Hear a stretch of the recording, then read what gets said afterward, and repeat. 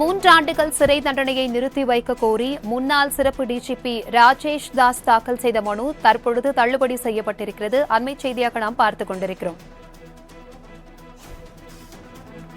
இதுகுறித்தான கூடுதல் விவரங்களுடன் எமது செய்தியாளர் கிருஷ்ணமூர்த்தி இணைப்பில் இருக்கிறார். வணக்கம் கிருஷ்ணமூர்த்தி, இதுகுறித்தான முழு விவரங்களையும் பகிர்ந்துக்கோங்க. வணக்கம்.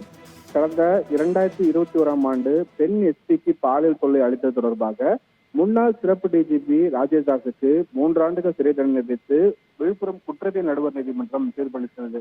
இந்த தீர்ப்பை விழுப்புரம் முதன்மை அமர்வு நீதிமன்றமும் கடந்த பிப்ரவரி மாதம் 12ஆம் தேதி உறுதி செய்து உத்தரவிட்டிருந்தது.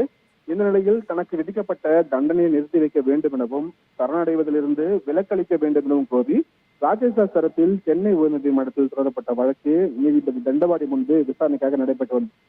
விசாரணையின் போது ராஜேஷ் தாஸ் தரப்பில் தனக்கு எதிராக சதி செய்யப்பட்டு பொய் புகார் அளிக்கப்பட்டதாக தெரிவிக்கப்பட்டது. பல ஆண்டுகளாக காவல்துறைக்கு தலைமை வகித்த நிலையில் சிறைக்கு சென்றால் அது தனக்கு மிகப்பெரிய ஒரு இழப்பை ஏற்படுத்தும் எனவும் சிறையில் அடைக்கப்பட்ட பிறகு மேல்முறையீட்டில் ஒருவேளை தான் விடுதலை செய்யப்பட்டால் என்ன ஆகும் எனவும் அவர் தரப்பில் வாதங்கள் வைக்கப்பட்டிருந்தது.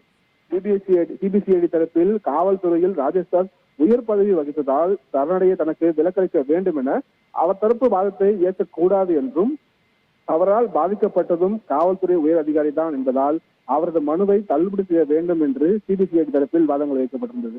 இதனையடுத்து பெண் அதிகாரிக்கு பாலியல் தொல்லை அளித்த வழக்கில் இரு நீதிமன்றங்களால் தண்டிக்கப்பட்ட நபருக்கு எப்படி சலுகை காட்ட முடியும் என கேள்வி எழுப்பிய நீதிபதி வழக்கின் தீர்ப்பை தேதி குறிப்பிடாமல் தள்ளி வைத்திருந்தார். இந்த நிலையில்தான் இந்த வழக்கில் நீதிபதி தண்டபாணி உத்தரவிட்டிருக்கிறார். முன்னாள் சிறப்பு டிஜிபி ராஜேஷ் தாஸ் சரணடைய விலக்களிக்க சென்னை உயர்நீதிமன்றம் தற்போது மறுப்பு தெரிவித்து உத்தரவிட்டிருக்கிறது. பெண் ஐபிஎஸ் அதிகாரிக்கு பாலியல் தொல்லை அளித்த இந்த வழக்கு 3 ஆண்டு சிறை தண்டனை உறுதி செய்யப்பட்ட நிலையில் சரணடை விலக்கு கோரி ராஜேஷ் தாஸ் தாக்கல் செய்த மனுவை தள்ளுபடி செய்து தற்போது நீதிபதி தண்டபாணி உத்தரவிட்டிருக்கிறார். பிரபாவதி, தகவல்களுக்கு நன்றி கிருஷ்ணமூர்த்தி.